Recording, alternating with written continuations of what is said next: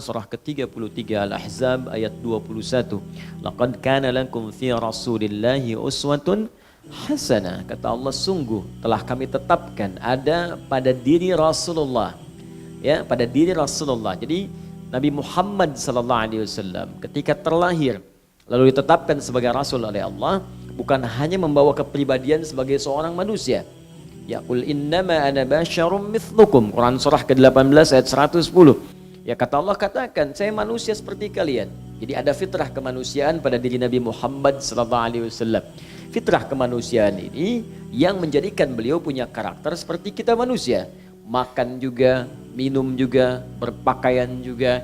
Namun demikian ada perbedaan antara beliau dengan kita.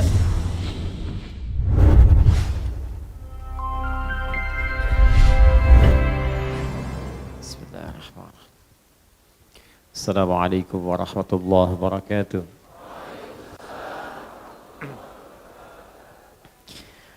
Alhamdulillahilladzi hadana ilal islami fa asbahna muslimin wa gharasa fi qulubina al-iman fa asbahna mu'minin wa amarna bil ibadati linakuna minal muttaqin.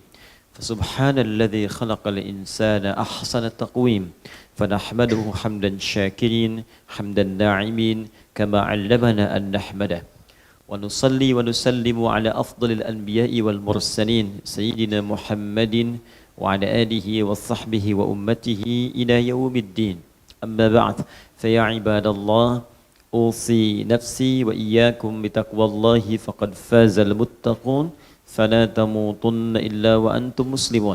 Faqala ta'ala ya ayyuhalladzina amanu taqullaha haqqa tuqatih wa la tamutunna illa wa antum muslimun. Alhamdulillah, saudara-saudariku, kita masih diberikan kesempatan oleh Allah Subhanahu wa taala untuk bisa menjalani kehidupan di hari ini. Semoga hidup kita di hari ini insyaallah mendapatkan bimbingan dari Allah Subhanahu wa taala dan semoga lebih baik daripada hari-hari yang sebelumnya. Karena itu seringkali Al-Quran memberikan pesan kepada kita untuk merencanakan kegiatan-kegiatan positif dengan mendasarkan evaluasi pada hari-hari yang telah berlalu. Jadi yang kemarin dievaluasi, kemudian yang akan datang disiapkan dengan bertawakal kepada Allah Subhanahu wa taala. Itu yang dimaksudkan dengan turunnya surah Al-Insyirah itu ketika Allah menyampaikan fa idza faraghta fansab wa ila rabbika farghab fa idza faraghta fansab. Maka jika yang kemarin telah tuntas atau yang telah dikerjakan itu selesai, maka siapkan untuk merencanakan yang selanjutnya. Ya, biasanya kalau kebiasaan Rasulullah SAW sebelum tidurnya beliau kemudian berevaluasi diri, istighfar 70 sampai dengan 100 kali, mengevaluasi kegiatan di hari itu, lalu merencanakan untuk yang besok. Apa yang mau dikerjakan? Ya, kita ikuti sebagai umatnya dengan keteladanan Rasulullah SAW seperti disebutkan dalam Al-Quran surah ke-33 Al-Ahzab ayat 21. Laqad kana lakum fi Rasulillahi uswatun hasanah. Kata Allah, sungguh telah kami tetapkan ada pada diri Rasulullah. Ya, pada diri Rasulullah. Jadi Nabi Muhammad SAW ketika terlahir lalu ditetapkan sebagai rasul oleh Allah, bukan hanya membawa kepribadian sebagai seorang manusia. Ya, qul innama ana basyarum mithlukum. Quran surah ke-18 ayat 110. Ya, kata Allah, katakan saya manusia seperti kalian. Jadi ada fitrah kemanusiaan pada diri Nabi Muhammad SAW. Fitrah kemanusiaan ini yang menjadikan beliau punya karakter seperti kita manusia. Makan juga, minum juga, berpakaian juga. Namun demikian ada perbedaan antara beliau dengan kita. Karena ditetapkan oleh Allah beliau sebagai Rasul, kita bukan. Beliau Nabi, kita bukan. Dan sifat Nabi dan Rasul biasanya memiliki dua keistimewaan. Satu, ma'sumun min kulil ma'asi wal karahah. Dijaga oleh Allah Subhanahu wa taala dari setiap perbuatan maksiat dan hal-hal yang buruk yang melekat kepada pribadi manusia. Di sifat-sifat yang kotor, sifat-sifat yang tidak terawat, yang lusuh, yang ingusan, yang macam-macam. Nah, itu dijaga oleh Allah sehingga tidak sama dengan manusia biasa. Jelas ya? Nah, ini penting diketahui. Kemudian yang kedua, teman-teman sekalian, diberikan keteladanan untuk diikuti. Maka itu sifatnya muttaba'. Ya, muttaba itu sesuatu yang diikuti. Bahkan spesial untuk Nabi Muhammad SAW Ketika umatnya mengikuti Rasulnya, maka dia otomatis akan langsung mendapatkan cinta Allah Subhanahu wa Ta'ala. Ini yang tidak didapatkan pada nabi-nabi dan umat sebelumnya. Jadi nabi-nabi dulu, dari sejak Nabi Adam, lalu muncul Rasul pertama Nabi Nuh alaihissalam, sampai dengan seterusnya, ketika umatnya mengikuti nabinya atau rasulnya, belum tentu datang langsung cinta Allah kepada umatnya. Nabi Muhammad berbeda, punya tingkat ketinggian yang luar biasa, sehingga saking tinggi dan istimewanya banyak pujian disematkan kepada beliau. Wa innaka la'ala khuluqin azim, demikian di surah Al-Qalam itu. Ketika diikuti akhlaknya, perbuatannya, kebiasaannya, cinta Allah diturunkan kepada pengikutnya. Jika ia beriman, maka turun Quran surah ketiga Ali Imran ayat 31. Qul in kuntum tuhibbunallaha fattabi'uni yuhibbukumullah wa yaghfir lakum dzunubakum. Kata Allah, katakan Muhammad sallallahu alaihi wasallam pada seluruh umatmu, pengikutmu, ya, jika kalian serius mencintai Allah, maka ikuti semua tuntunan yang dibawa oleh Muhammad sallallahu alaihi wasallam. Yuhibbukumullah, ketika itu diikuti, maka cinta Allah akan diturunkan pada orang itu. Ketika cinta diberikan, maka yang pertama Allah anugerahkan bukan dunia dan seisinya, bukan pangkat kedudukan, bukan harta yang melimpah, tapi ampunan dari Allah Subhanahu wa Ta'ala, yang dengan ampunan itu akan terjaga pribadi orang ini selalu dalam ketaatan dan kebaikan. Jadi kalau seorang sudah diampuni oleh Allah, cirinya maka tubuhnya dari ujung kepala sampai ujung kaki akan terjaga dari perbuatan maksiat. Diberikan bimbingan dalam jiwanya, disebut burhan namanya. Ya, laula ar-ra'a burhana rabbih, demikian di surat Yusuf. Jadi di hati kita itu ada petunjuk disebut dengan burhan. Kalau seseorang tergerak berbuat maksiat, maka hatinya akan berkata, jangan kerjakan, jangan lakukan. Nah, orang yang semakin dekat dengan Allah, dicintai oleh Allah, nah itu kuat sinar dalam jiwanya. Cahayanya kuat. Jangankan mengerjakan sesuatu, terfikir pun itu akan dijauhkan oleh Allah Subhanahu wa Ta'ala. Nah, jadi apa yang Nabi tunjukkan kita coba ikuti. Nabi malam-malam mengevaluasi diri, menyiapkan kegiatan untuk besok. Kita sebagai umatnya mengikuti itu semua. Saya kemarin baca Quran sekian ayat, maka besok saya akan baca sekian surah. Kemarin saya belum berinfak, hari ini saya akan infak. Kemarin saya dari 5 salat waktu itu hanya berjamaah 2-3 kali. Selebihnya munfarid. Maka hari ini saya siapkan 5 waktu berjamaah. Kemarin saya nggak tahajud, malam ini saya rencanakan bangun jam sekian. Salatnya sekian rakaat. Habis salat mau ngapain dan seterusnya. Nah, ini yang kita persiapkan. Kalau semua seperti itu disiapkan, maka demi Allah saya katakan tidak ada waktu kita yang sia-sia. Semua teratur. Dan hidupnya enak. Jadi kalau sudah semua teratur dan automatically kita kerjakan dalam keseharian, itu nggak perlu dituliskan lagi menjadi agenda. Biasanya kalau latihan tuh perlu dituliskan. Besok ini. Ya, TK kan begitu Bu ya. SD begitu Bu ya. Waktu TK, waktu SD kan begitu, tuliskan. Tapi setelah menjalani itu dalam keseharian, kan otomatis kita kerjakan. Nah, saya berikan rahasia besar.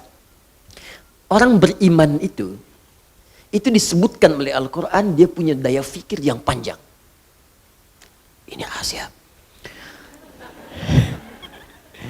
Itu ada di Quran. Kedengaran keluar? Quran surah ke-59 ayat 18. Al-Hasyr ayat ke-18. Allah. Jadi orang beriman itu dia punya daya fikir yang panjang, visinya panjang. Ya, bukan cuma dunia. Yang kita alami itu kan insya Allah 3 alam ya. 3 alam. Ya, kita simpan yang alam kandungan, kita sebutkan yang kita alami secara sadar dan nyata, yaitu alam dunia, kemudian alam kubur, ya afala ya'lamu idza bu'athira ma fil kubur. Jadi alam dunia, alam kubur, kemudian ketiganya akhirat. Yang terakhir, ya dengan segala sifat-sifatnya. Kita berharap insya Allah semoga Allah berikan pada kita surga dengan rahmatnya. Baik, jadi ada dunia, ada alam kubur, ada apa terakhir? Akhirat, puncaknya surga. Nah, jadi kalau ahli iman dan ahli takwa, dia akan mengukur visi hidupnya bukan cuma di satu alam, dunia.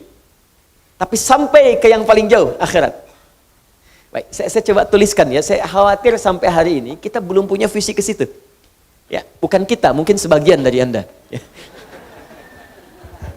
Baik. Lihat sini. Jadi ada yang rugi kalau cuma sampai sini nih. Ini kan sekarang kita ada di mana? Bukan, Tanah Kusir ya, di Andor. Nah, kita masih di Tanah Kusir dan masih masuk dalam bagian dunia. Nah, ini kita ada di sini. Dunia. Kemudian setelah itu masuk ke kubur. Insyaallah. Setelah itu akhirat. Akhirat. Ada akhir, ada akhirat. Ya, kalau akhir batas sesuatu, tapi boleh jadi setelah itu ada lagi. Tapi kalau pakai tak di ujungnya bisa sifat atau pembatas paling akhir yang tidak ada lagi setelah itu. Ya, karena itu ada akhirah, kan? Akhirat tak di ujungnya. Yaumul akhir, hari berakhir, selesai. Nggak ada hari lagi. Tapi di situ ada perhitungan, ada tempat, ada macam-macam. Ketika disebutkan tak akhirah, maka puncaknya di situ, selesai. Tidak ada lagi setelah itu. Jelas? Di sini kita berharap semoga Allah anugerahkan surga. Ya, kita tuliskan di sini. Ya, tidak cukup dengan amin, kita lihat dulu. Jadi di Quran surah ke-59 ayat ke-18 Allah sampaikan ciri orang yang beriman plus takwa. Jadi urutan itu ada iman plus takwa, ada iman belum meningkat takwa, ada Islam belum sempurna iman. Nih, 1, 2, 3. Bilang ya. Ada Islam belum sempurna iman. Kalau Islam belum sempurna iman itu baru syahadat di lisan. Mengucapkan kalimat iman di lisan, tapi imannya yang di lisan belum sampai ke hati. Ini sering saya uraikan. Ini ada kasusnya di Quran surah ke-49 ayat ke-14. Quran surah ke-49 ayat ke-14. Qalatil a'rabu amanna qul lam tu'minu.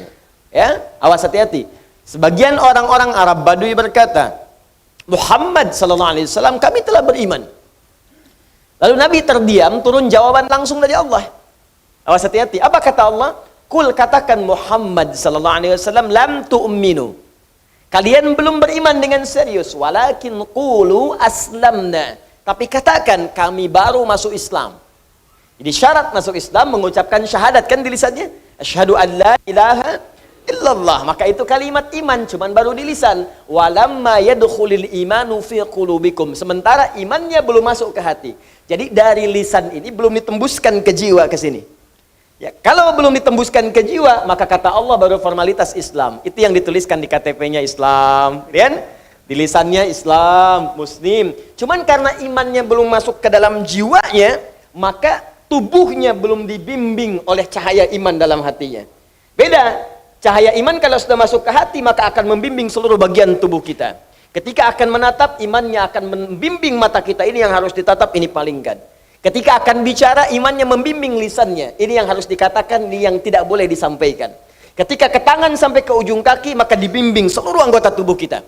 Karena itulah pernah saya sampaikan di banyak kesempatan, ketika Allah menyebutkan fungsi tubuh kita, maka kalimat iman dulu yang disampaikan di awalnya. Mata, qul lil mu'minina yaghuddu min absarihim. Katakan pada pria-pria yang punya iman, matanya lihat yang baik. Tak mampu melihat yang baik, palingkan ghaddul basar. Demikian untuk perempuan, wa qul lil mu'minati yaghuddna min absarihinna. Baik lisan, ya ayyuhalladzina amanu, iman dulu, la yasra qaumin qaum. La ya ayyuhalladzina amanu la yaghtab ba'dukum ba'dha. Hai orang-orang beriman, jangan saling mencela. Hai orang-orang beriman, jangan gosip. Imannya dulu. Begitu iman disebutkan, baru kemudian ke fungsi tubuhnya. Ya ayyuhalladzina amanu kulu mimma razaqnakum. Ya, kulu min thayyibati ma razaqnakum. Hai orang-orang beriman, silahkan bekerja cari nafkah. Imannya dulu, baru pekerjaannya. Iman. Nah, bagaimana cara meningkatkan iman? Berlatih lewat takwa. Karena itu setiap ada kalimat iman seringkali disebutkan dengan takwanya. Bisa takwa sebelumnya, bisa takwa di akhirnya. Dzalikal kitabul hudalil, setelah itu alladzina yu'minun. Baik, ya ayyuhalladzina amanu kutiba alaikumus kama kutiba alal ladzina min la'allakum tattaqun. Setiap ada iman, takwa. Setiap ada takwa, iman. Jelas sampai sini? Baik, ketika kemudian iman bersanding dengan takwa, maka orang ini kata Allah akan punya visi yang sangat panjang. Apa visinya? Dia akan turunkan pola hidupnya memulai dari puncak yang paling tinggi, dari 3 dimensi yang dilalui dalam hidupnya. Dimensi pertama dunia, dimensi kedua alam kubur, dimensi ketiganya alam akhirat.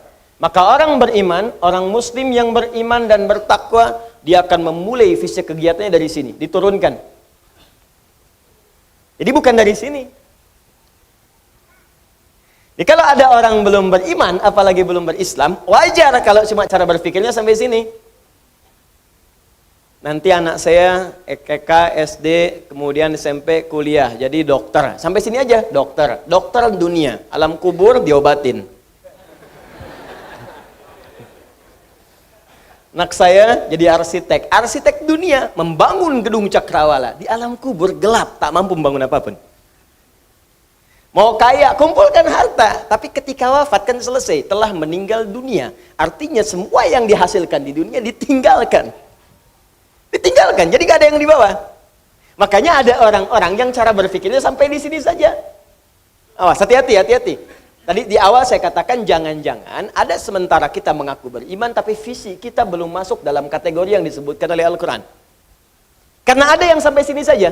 Quran surah kedua, Al-Baqarah ayat ke-200, paling kanan agak ke bawah sedikit. Perhatikan kalimatnya. Wa minan nasi may yaqulu rabbana atina fid dunya. Bukan. Jangan ngarang Joni. Wa ma lahum fil akhirati min khalaq. Aja.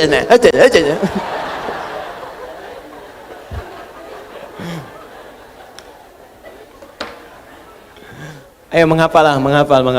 Biar nyambung kita. Ya. Wa minan nasi may yaqulu rabbana atina fid dunya wa ma lahum fil akhirati min khalaq. Baru ayat 201-nya berbicara tentang beriman dan bertakwa. Wa minhum may yaqulu rabbana atina fid dunya hasanah wa fil akhirati wa qina adzabannar. Jadi ada orang yang orientasinya dunia saja. Wa minan nasi minnya litab'id, dan di antara sebagian, tidak semuanya, annas dari manusia yang hidup di bumi. Annas, nas, semua manusia disebutkan 241 kali dalam Al-Quran. Wa minan nas, min dari semua, minnya litab'id, bukan semua manusia tapi sebagian saja. Dari sebagian manusia ini ada yang orientasi hidupnya dunia saja. Rabbana atina fid dunya. Ya Allah, anugerahkan kepada kami semua kemuliaan dunia, kedudukan yang paling tinggi, harta yang paling banyak. Ini nggak mikir.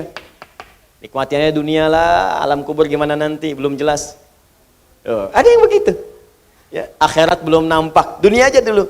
Nah, begitu wafat kelabakan. Ya, nah ini poin pertama ini. Nah, sedangkan ada yang kedua, ini yang paling tinggi. Wa minhum may yaqulu rabbana atina fid dunya hasanah wa fil akhirati hasanah wa qina adzabannar. Visinya dia inginkan dunia akhirat. Disebutkan dunia akhirat, alam kubur otomatis masuk. Nah, cara merumuskan ini disebutkan di Quran surah 59 ayat 18. Ya ayyuhalladzina amanu ittaqullah. Hei orang-orang yang telah beriman kepada Allah, tingkatkan takwamu kepada Allah. Di antara cara meningkatkan takwa itu wal tanzur nafsum ma qaddamat ligat, dan hendaklah setiap diri kalian yang merasa beriman itu nafsun tuh kepada setiap kita, ke diri kita. Kata Allah, hendaklah setiap orang, jadi kalau merasa beriman itu orang beriman tuh kata Allah pasti punya planning seperti ini. Ya, siapkan dirimu untuk hari esok. Ghad di situ itu sampai ke akhirat, maknanya nakirah, jauh. Jadi kalau mau bikin persiapan, kalau diturunkan detailnya kata Allah, kalau engkau ingin bikin persiapan yang bagus untuk aktivitasmu, maka buatlah kemudian detail kurikulum sampai akhiratmu.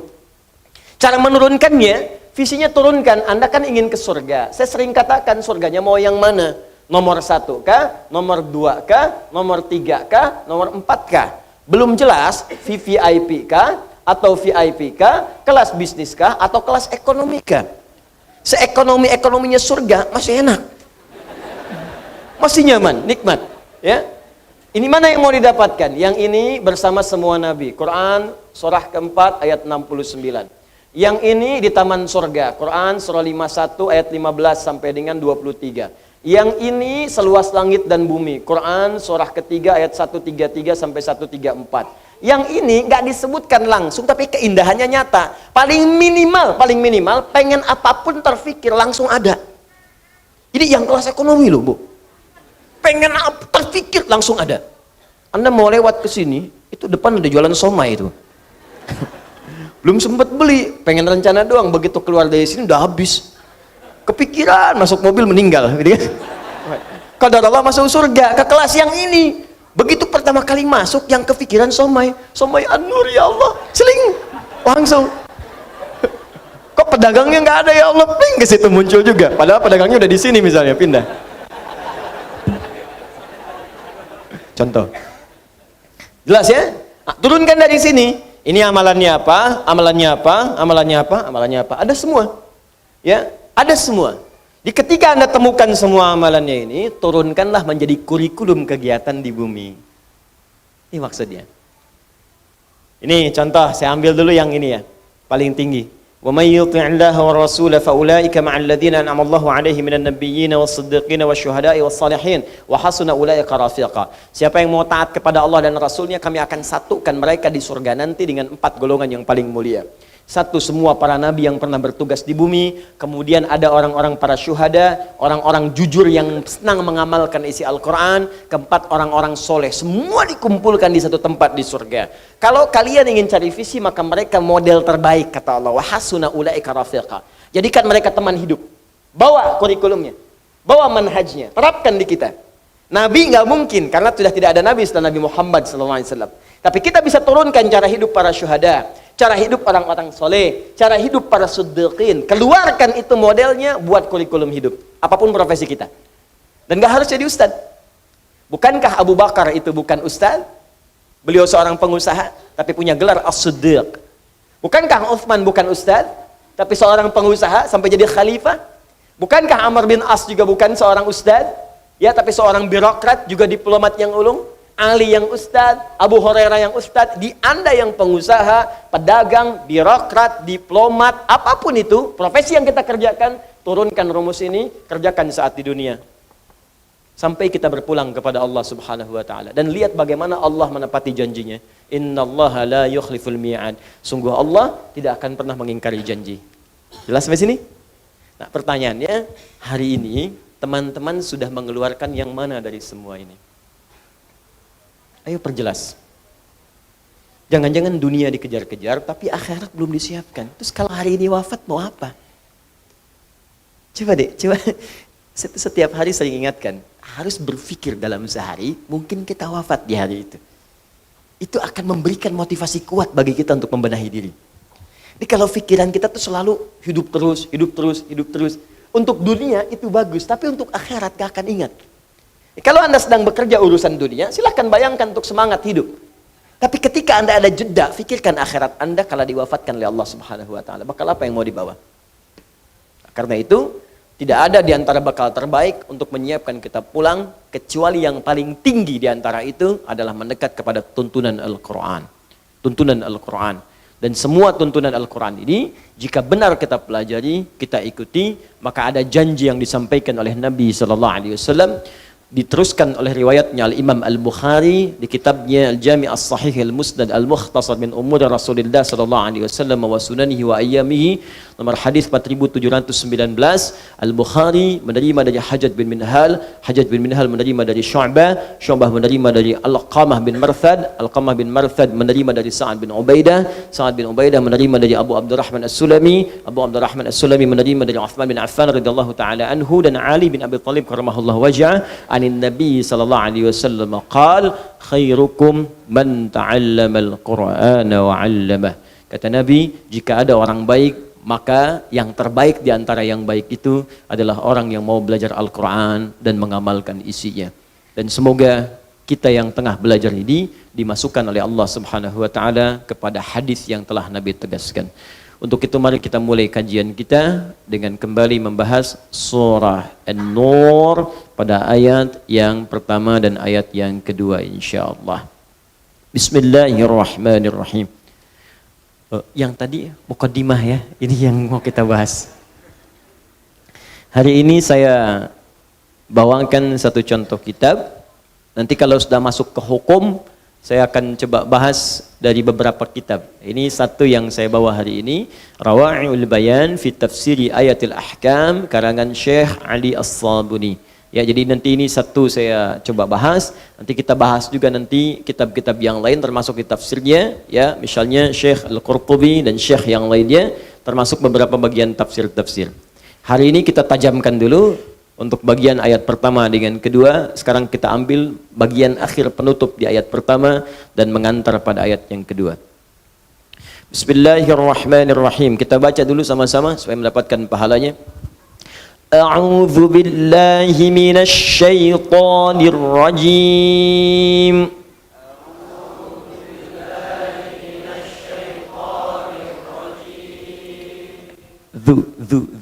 Zu bukan du.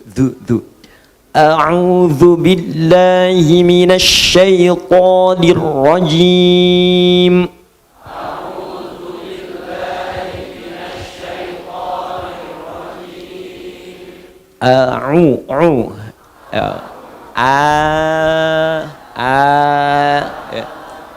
Sebentar. Ya. Ini ada 3 huruf, sebagian menyebut 2, itu yang nggak ada sekat. Jadi begitu dibacakan langsung mengalir dari bagian bawah nafas, ya, sampai dengan keluar di lisan, di mulut. Itu disebut harful hawa. Ada hamzah, alif, ha. Sebagian tidak menyebutkan alif karena ada hamzah. Jadi hamzah, alif dan ha. Itu nggak ada sekat. Jadi dari sini langsung keluar. Ya. Disekat di sini di ha. Ya. Jelas disekat di lidah, misalnya di gigi jadi ya. Tapi kalau tidak ada sekat jelas? Nah, itu hurufnya ada berapa? 3. Satu apa? Alif. Kedua apa? Hamzah. Ketiga apa? Baik. Ini huruf apa? Tar, saya hapus dulu supaya kelihatan. Bismillah.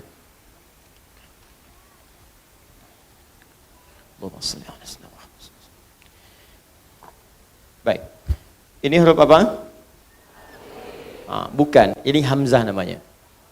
Jelas ya? Saya ulang. Ini huruf apa? Hamzah, namanya hamzah wasal. Baik, hamzah wasal. Kalau memakai kepala di atasnya, kepala yang sering dipahami sebagai ain, padahal ini hamzah. Kalau ada perutnya baru ain. Kalau dia menggunakan kepala di atasnya begini, maka disebut hamzah qata' namanya. Qata'. Nah, ini yang ini kalau begini saja disebut wasal. Wasal itu bisa disambung kalimatnya tanpa hamzahnya dibaca. Ya, misal ini ma panjang, ini ismun, hamzah, sin, mim. Jelas? Ini begini, ismun. Ini ma. Kalau kita kemudian satukan ini ma dengan ismun. Ismun itu nama. Saya mau tanya siapa namamu? Kalau laki-laki tambah ka di ujungnya, perempuan tambah ki. Gampang ya? Ma ismu tambahkan ka, mas muka. Ka. Ya. Kalau perempuan apa? Ki, mas muki. Jelas ya? Jelas? Kalau sudah jelas gak usah ditanya lagi. Mas Yono, Mas Asep, jelas ya? Mas mu, ini ismun, ini kaf. Ini hamzahnya wasal. Kenapa disebut wasal? Wasal itu bersambung. Artinya bisa langsung nyambung tanpa harus dibaca hamzahnya. Jika ada kalimat sebelumnya ma, ada ismun, cukup hilangkan harakat kasrahnya, langsung dibaca masmuka, masmuki. Ya, misal di Quran bi'salismul fusuqu ba'dal iman. Bismillahirrahmanirrahim. Bismillah asalnya ba, ismun Allah, dibaca bismillahirrahmanirrahim. Hamzahnya tak perlu dibaca di situ ketika bersambung. Tapi kalau yang seperti ini qata, mau nggak mau harus dibaca. Nggak bisa nggak dibaca. Misal, ya, hamzahnya begini. Jelas? Ada seperti ini. Maka nggak bisa dibaca masmu, dibaca ma ismu. Jelas? Paham di sini? Baik, ma anzala.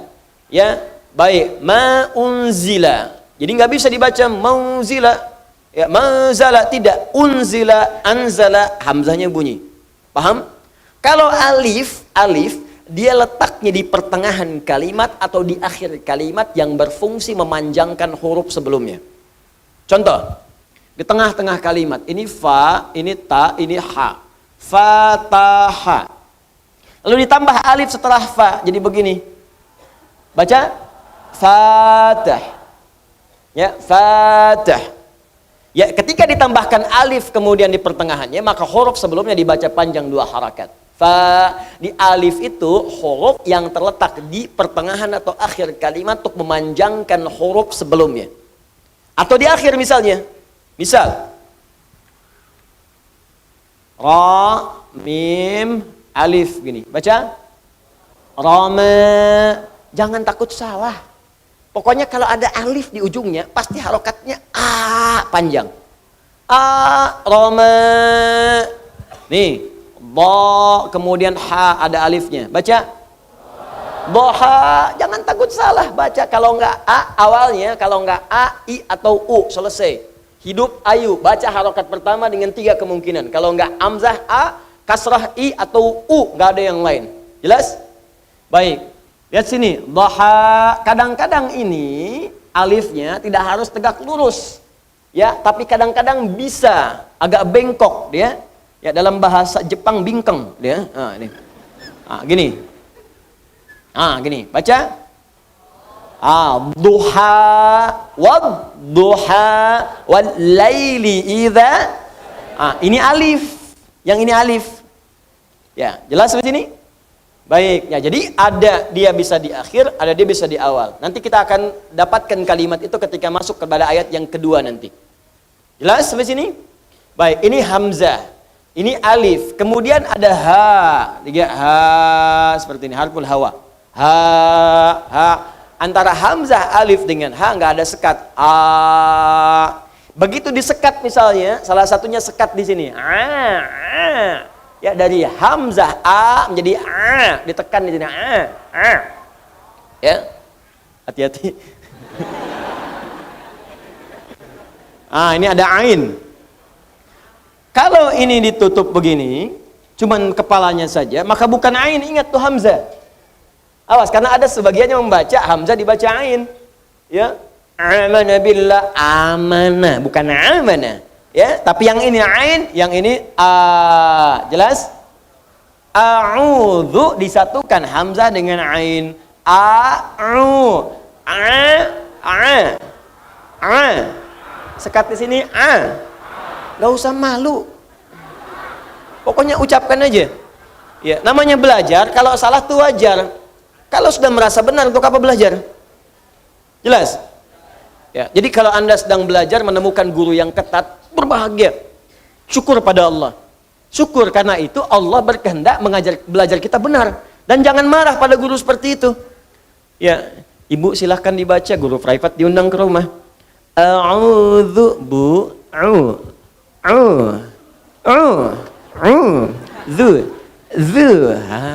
Pulang ustadznya, Pak ganti aja deh, baru a'udzu. Udah 3 pertemuan. Apa? Ya.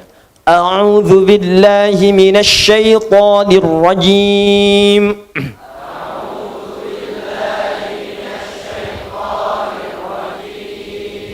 Bismillahirrahmanirrahim.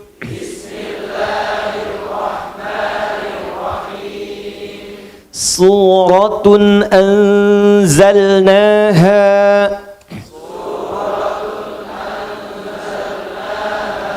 wa faradnaha wa anzalna fiha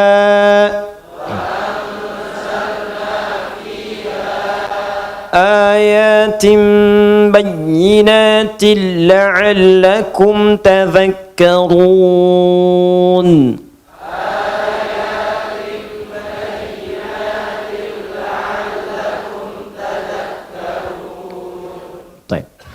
Kita berharap mudah-mudahan sebelum dibahas tafsirnya, Allah berkenan memberikan pahala pada kita saat membacanya. Ya, saya tidak ingin menghilangkan sedikit bagian pun yang mungkin bisa kita dapatkan. Di pertemuan 1-3 telah kita sampaikan bahwa Allah pada ayat yang pertama ini ingin menegaskan di surah ini satu surah, bukan satu dua ayat tapi seluruh ayatnya satu surah ini saya turunkan kata Allah dan saya wajibkan bagi kalian untuk mengamalkannya jika kalian ingin mendapatkan cahaya dalam kehidupan. Karena itu surah ini disebut surah cahaya. Mata menatap, alhamdulillah, mendapat bimbingan cahaya. Telinga mendengar, ada cahaya di pendengaran kita. Kaki melangkah, mendapat bimbingan cahaya dari Allah. Maka saya turunkan kata Allah satu surah yang dengan kalian membahas, mengkaji dan mengamalkan surah itu seluruhnya, dan saya wajibkan kalian mengamalkan isinya, bukan sekedar dibaca. Kalaupun ada yang baca surah ini sampai khatam berkali-kali, ratusan kali, ribuan kali, tapi tidak mengamalkan isinya, maka besar kemungkinan dia tidak bisa mendapatkan cahaya yang dijanjikan. Lalu saya terangkan kata Allah, semua rumusan untuk mendapatkan cahaya itu dengan keterangan yang jelas, ayatim bayyinat. Keterangan-keterangan dariku, tanda-tanda dariku, petunjuk-petunjuk dariku, kata Allah dengan sangat jelas. Bayyinah itu, Bapak Ibu sekalian, kalau di dunia hukum itu bukti yang sudah nyata, yang gak bisa ditolak lagi. Lam yakunil ladzina kafaru min walal musyrikina munfakkina hatta bayyinah. Ya, orang-orang kafir itu, orang-orang musyrik itu dari kalangan ahli kitab, ya, kata Allah, sulit mempercayai kamu Muhammad sallallahu alaihi wasallam sebelum datang kepada mereka bukti yang jelas. Karena itu pada diri Nabi Muhammad sallallahu alaihi wasallam oleh Allah diberikan tanda yang sangat jelas. Yang mustahil bagi mereka untuk mengelak dari tanda-tanda itu. Di kitab mereka dituliskan seorang nabi akhir zaman punya tanda di pundaknya. Ya, begitu dilihat di pundaknya tandanya ada. Seorang nabi akhir zaman ketika berjalan dari sejak kecil akan ada awan teduh yang menaungi. Tandanya jelas kelihatan. Ya, seorang nabi akhir zaman akan punya tanda begini-begini, semua tandanya muncul semua. Dan itu diketahui oleh mereka. Tidak ada celah kemudian untuk mengelaknya. Seperti persis matahari terbit di timur, kemudian tenggelam di barat. Itu bayyinah. Jadi kalau ada dalam Al-Quran sifat-sifat bayyinah, artinya semua yang diterangkan oleh Allah dengan sangat jelas. Saking jelasnya, nggak ada celah bagi kita untuk mengelak. Jadi kalau sampai yang sudah jelas pun masih mengelak juga, maka ini ada persoalan dalam jiwanya. Ya, saya mau tanya pada Bapak Ibu sekalian. Misal, saya mau contohkan. Ini apa? Tisu. Kalau saya katakan ini apa belum kelihatan, Anda bingung jawabnya wajar. Tapi kalau saya tunjukkan jelas dengan bendanya, sampai warnanya, belum yakin juga ini tisu, berarti ada masalah dalam pandangan Anda. Jelas ya? Tapi kalau Anda jelas melihatnya putih dan mengingkari ini tisu, maka masalahnya di hati Anda. Demikian nanti Allah terangkan di surah ini tentang bagaimana fungsi mata, tentang bagaimana menjaga diri dalam kehidupan, tentang manfaat mengerjakan ini, menjauhi ini, dan dijelaskan semuanya. Teorinya dijelaskan, manfaatnya dijelaskan, contohnya dijelaskan. Makanya disebut di awal saya jelaskan sejelas-jelasnya. Kalau masih belum jelas juga, ada masalah kemudian dengan cara dia memahaminya. Kalau sudah jelas gak diamalkan, ada masalah di hatinya. Kalau sudah jelas kemudian gak beriman juga, ini ada masalah dalam jiwanya. Pelan sampai sini? Paham? Baik. Kemudian apa fungsi semua ini saya terangkan kata Allah dengan jelas. Dan saya menginginkan kalian punya cahaya dalam kehidupan. Apa di antara tujuan yang paling utamanya? La'allakum tadhakkarun. Supaya kalian mampu meningkatkan zikir kepada Allah subhanahu wa ta'ala. Bagian terakhir ini yang akan saya pertajam. Sebelumnya saya terangkan sebagian saat di Al-Hikmah. Bapak Ibu sekalian, zikir adalah segala kegiatan atau aktivitas. Segala kegiatan atau aktivitas yang mampu mendekatkan diri kita dengan Allah subhanahu wa ta'ala. Yang mampu mendekatkan diri kita dengan Allah subhanahu wa ta'ala. Setidaknya zikir dalam Al-Quran itu memiliki 3 fungsi secara umum. Dia ada 3 fungsi zikir secara umum ya. Pertama, mengenalkan dan mendekatkan seorang hamba dengan Allah subhanahu wa ta'ala. Mengenalkan dan mendekatkan seorang hamba dengan Allah subhanahu wa ta'ala. Sudah? Jadi Bagi yang belum kenal Allah, belum beriman, maka dengan dia mengenal zikir, mendengar misalnya, atau melihat, atau memikirkan hal yang terkait dengan zikir, maka dia berpotensi akan mengenal Allah Subhanahu wa Ta'ala. Dengan mengenal itu, boleh jadi kemudian semakin dekat dia untuk mendapatkan hidayah. Contoh, saya berikan langsung misalnya, Allah perdengarkan zikir kepada semua kalangan manusia, dan zikir ini diperdengarkan 24 jam tanpa berhenti semuka bumi. Jadi terus berputar. Apa diantaranya? Suara azan. Ya, azan. Azan itu bagi orang beriman panggilan untuk sholat. Bagus. Bagi yang belum beriman, itu pengenalan kepada Allah. Untuk diingatkan kembali bahwa dia punya Tuhan yang hak. Karena itu sholat dalam Al-Quran disebut dengan zikir. Ya, buka Quran surah ke-20 ayat 14.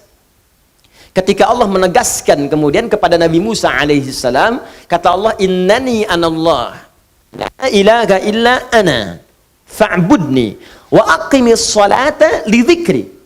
Innani anallah, kata Allah, hei Musa, saya Allah. La ilaha illa ana, tidak ada Tuhan yang layak disembah dan dipertuhankan kecuali saya. Anda silahkan bandingkan ya, satu-satunya kitab suci di muka bumi yang mengatakan langsung saya Allah, sembah saya, hanya Al-Quran. Silahkan cek di kitab manapun. Anda temukan, adakah satu kitab yang mengatakan saya Tuhan, sembah saya? Silahkan cek. Hanya di Al-Quran tertulis, innani anallah. Di mushaf dituliskan, di Quran dibacakan. Innani anallah, kata Allah, saya Allah. Dan kalimatnya menggunakan inna. Harfu tauqidin wa nasbin tansibul isma wa tarfa'ul khabara mabniun 'alal fathi la mahalla lahu minal i'rabi. Inna harfu nasab wa tauqid, nasab untuk menancapkan sesuatu dengan kuat, tauqid untuk menguatkan apa yang akan disampaikan. Kata Allah, innani, saya ini saya tegaskan pada kalian, ya, tancapkan di dalam jiwa-jiwa kalian, kata Allah, cuman saya yang Tuhan.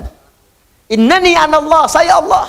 Quran surah ke-20 ayat 14. La ilaha illa ana, gak ada Tuhan kecuali saya. Fa'budni, sembah saya. Tunjukkan pada saya, di kitab mana ada keterangan saya Tuhan, sembah saya, kecuali di Al-Quran. Kenapa? Karena fitrah manusia, itu tidak mungkin bisa mengatakan saya Tuhan.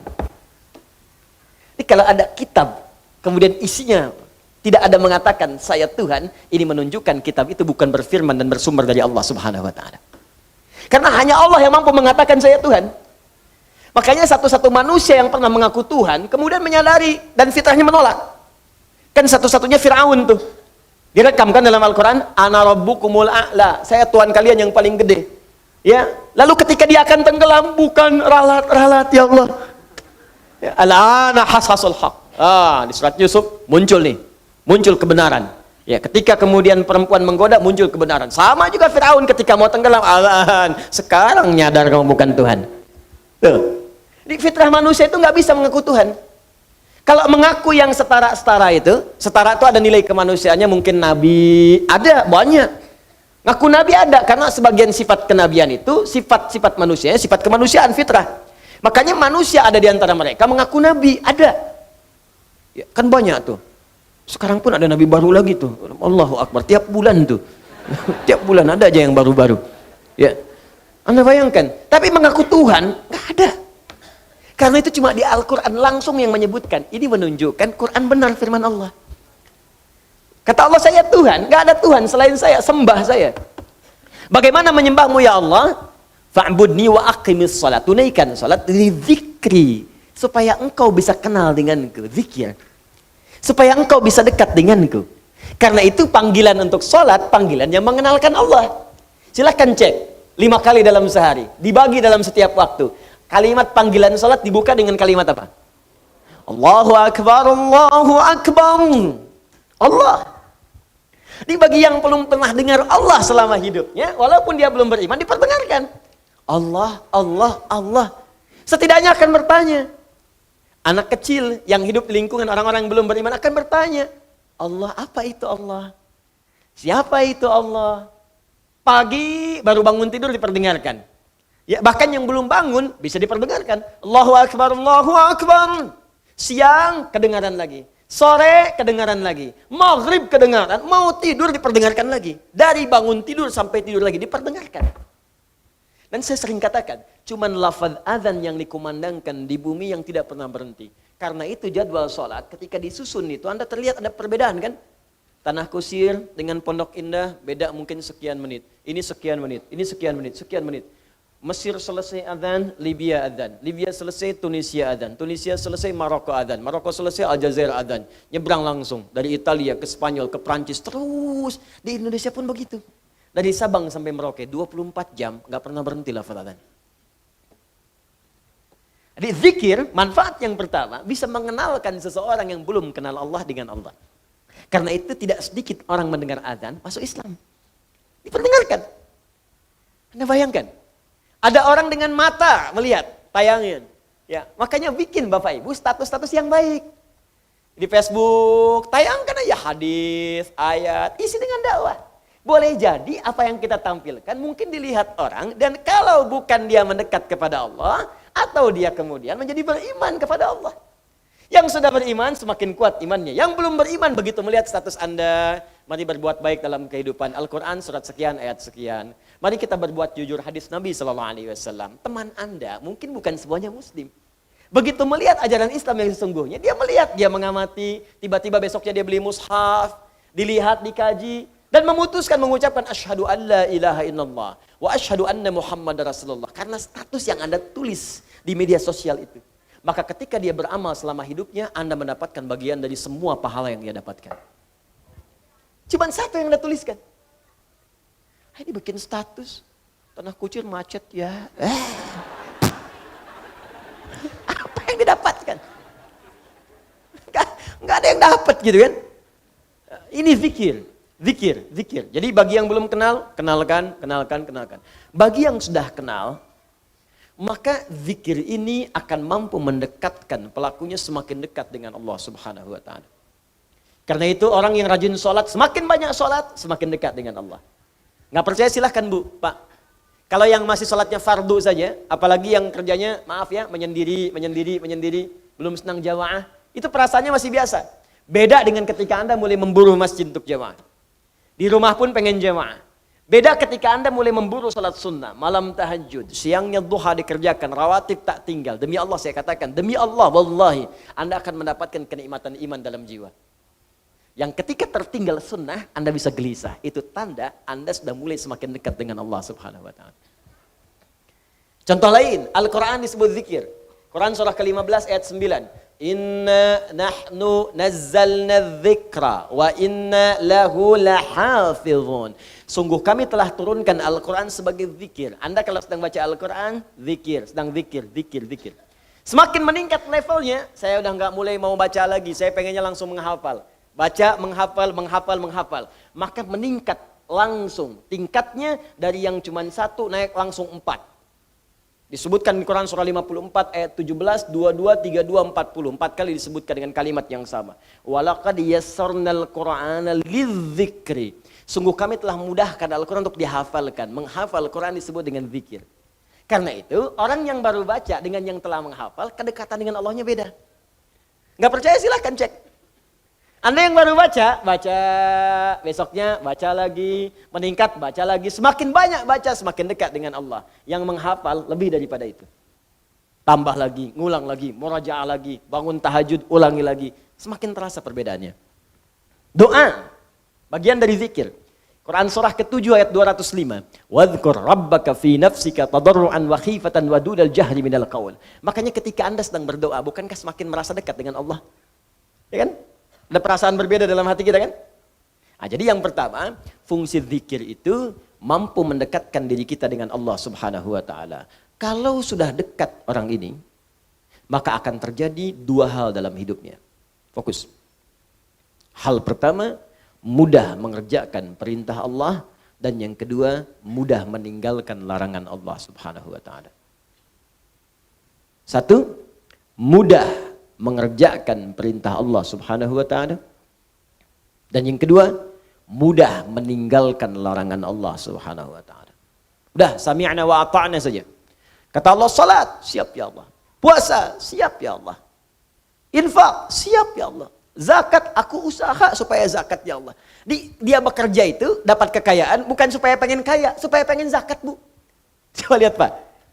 Perhatikan cara berpikirnya ya. Orang kalau sudah imannya tinggi dengan Allahnya semakin dekat, jadi dia ingin meraih kedudukan dunia itu bukan untuk mendapatkan dunianya, untuk mendapatkan kedekatan ridha Allahnya. Di saat orang mencari dunia untuk menambah harta, saya pengen mobilnya diupdate dari Avanza jadi Ferrari, misalnya kan? Saya pengen kedudukan diupdate dari yang bawah jadi ke atas. Cuman untuk itu saja. Orang beriman tidak. Ya Allah, saya cari harta untuk supaya saya bisa zakat. Saya bisa infak, saya bisa sedekah. Makanya ketika orang mengejar akhirat, dunianya ikut. Ya, mohon maaf Bapak Ibu, bukan berarti Anda zakat itu dilarang untuk memberi mobil-mobil yang bagus. Kalau bisa pakai. Subuhan pakai Ferrari, duhur Lamborghini gitu kan. Enggak apa-apa, silakan. Enggak ada masalah. Tunjukkan bahwa dengan itu semua terupdate status Anda di hadapan Allah Subhanahu wa taala. Boleh. Ini beli Ferrari cuma buat dipakai panasin doang. Menjelang subuh, balapan sama taksi dibayar. Ngapain? Cuman dilihat, ya pesen onder deal, bawa angkut pesawat, datang capek. Ya, udah, kita kerjakan dengan baik, visi akhirat, dunia ikut. Paham? Nah, jadi ini bagian yang pertama. Makanya update, orang yang kemudian mudah dekat dengan Allah, kenapa berzikir? Supaya mudah kita menunaikan perintah Allah. Demikian ketika dilarang pun mudah kemudian meninggalkan. Makanya nanti di ayat ini ada ujian. Betul nggak kita mudah mengerjakan ini dan mudah meninggalkan yang dilarang? Kata Allah, jangan zina, siap saya tinggalkan ya Allah. Jangan mencuri, nggak akan saya kerjakan ya Allah. Jangan gibah, nggak akan saya lakukan ya Allah. Kamu gibah ya? Tidak ya Allah. Tidak akan pernah saya kerjakan. Tidak seperti ibu itu tuh. Kalau tiap hari ya Allah gibah terus. Gibah itu namanya. Jangan sombong, tak akan saya lakukan ya Allah. Sami'na wa ata'na. Ya, jadi teman-teman sekalian, dalam dua konteks ini, orang-orang yang dekat dengan Allah Subhanahu wa taala, ya, ketika dia kemudian mendekat kepada Allah, dengar kalimat Allah, bagi yang belum beriman, boleh jadi bisa kemudian memutuskan untuk beriman. Dengan izin Allah kita berdoa, mudah-mudahan yang belum beriman diberikan kekuatan oleh Allah Subhanahu wa taala untuk mengucapkan syahadat. Amin. Ustaz Afwan, ada yang ingin masuk Islam. Alhamdulillah. Mari kita bahas. Alhamdulillah. Baik, disiapkan dulu kalau sudah siap. Oh, ini perempuan ya, Mbak Olivia Catherine. Ada di sini? Ada. Oh, sudah siap? Oh, baik. Boleh dijeda sebentar Bu, Pak? Ya. Bismillah. Boleh saya minta datanya dulu, disiapkan dulu datanya ya. Nggak usah maju banyak ke sini. Ya, banyak wajah-wajah yang harus diwaspadai di depan. Saya minta datanya, saya teruskan sambil tolong diminta. Iya, di situ aja di dalam, kemudian mic-nya di dalam. Ya, karena beliau perempuan, kita jaga kehormatan beliau, ya supaya saya cukup mendengar suaranya. Mohon di datanya dulu ya. Saya pinjam KTP-nya mungkin sebentar supaya saya bisa ketahui. Jangan-jangan nanti begitu saya sapa Pak Surya yang jawabnya.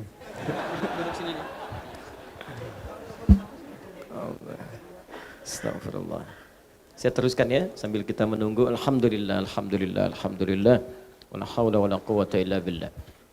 Jadi, maaf, semakin dekat dengan Allah, semakin mudah meninggalkan larangan.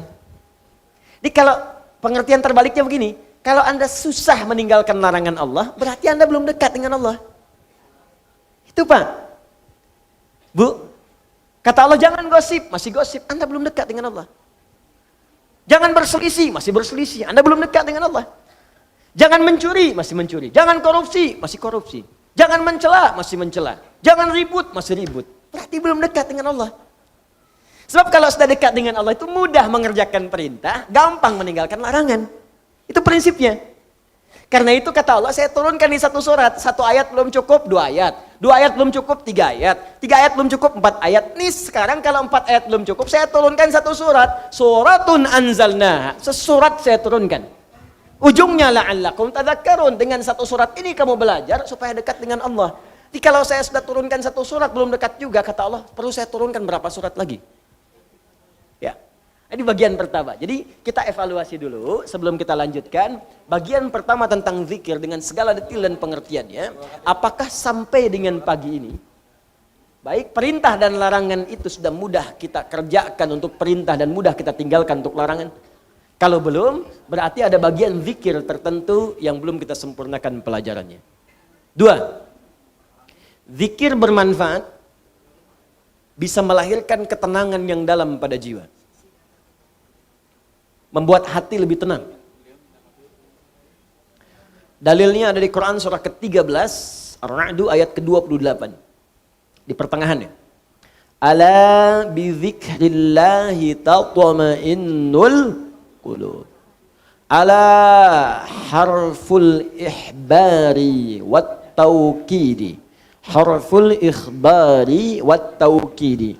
Huruf yang digunakan untuk menyampaikan informasi dan menguatkan apa yang akan disampaikan itu. Ala, demikian cara menerjemahkannya. Aku beritakan pada kalian dan aku tegaskan. Bidzikrillahi, jika kalian benar zikirnya kepada Allah. Dengan berzikir yang benar itu, karena ba itu di sini bisa berfungsi sebagai isti'anah, bisa musahabah, bisa ilsaq, bisa juga Bapak Ibu sekalian, hati-hati taukid. Taukid, kata Allah saya tegaskan, ya isti'anah, meminta bantuan. Dengan kalian zikir, minta bantuan kepada Allah itu dengan zikir. Ya, atau musahabah, mendekat kepada Allah. Dengan mendekat kepada Allah lewat zikir, tatmainnul qulub, maka dampaknya akan menenangkan kepada jiwa, kepada hati. Makanya orang-orang yang sering berzikir dan bagus zikirnya, karena dekat dengan Allah, hatinya tenang Pak, Bu. Nah karena itu semua amalan zikir membuat kita tenang. Saya tuh nggak bosan mengatakan, kalau Anda sedang gelisah, cari amalan zikir dan dengan itu otomatis kita tenang. Kalau sedang punya masalah, lebih baik kerjakan amalan zikir. Minimal hati tenang walaupun solusi belum datang. Masih ingat tadi jenis-jenis zikir? Satu apa? Salat. Kedua, berdoa. Ketiga, baca Al-Quran. Kan? Coba deh, ibu bapak punya persoalan. Pilih satu di antara tiga ini. Ketika sedang punya masalah, ambil wudhu. Menghadap ke arah kiblat, salat 2 rakaat. Silakan salat. Salat wudhu kah, ke masjid tahiyatul masjid kah, salat aja dulu. Begitu Anda salat, demi Allah saya katakan. Demi Allah saya katakan, kalau salat Anda benar, seketika hati Anda saat salat menjadi tenang. Bahkan masalah bisa tumpah saat sujud di atas sajadah. Betapa banyak persoalan sulit itu hilang seketika dengan hanya menghamparkan kening kita di atas sajadah. Tapi banyak persoalan yang kecil menjadi besar. Karena dipersulit dengan adu argumentasi yang tak berujung. Kan papa katakan begini, iya mama kan sudah ingatkan juga, tapi kan papa begini, tak pernah selesai. Ada orang yang cuma bangun takbir Allahu Akbar, kemudian sujud. Dia tekankan keningnya di sajadah itu. Dia curahkan perasaannya, mengalir air matanya. Begitu salam assalamualaikum, pasrah jiwanya, tenang hatinya. Walaupun solusi belum datang, tapi ketenangan itu sudah ada. Dan ketenangan itu setengah dari solusi. Makanya orang tidak ingin kehilangan ketenangan. Orang lebih baik berkurang dunia dibandingkan hilang ketenangan. Cek kalau nggak percaya, cek ya. Anda pilih mana? Kaya tapi gelisah atau miskin tapi tenang. Jangan pilih yang ketiga. Kaya tapi gelisah atau miskin tapi tenang. Pilih.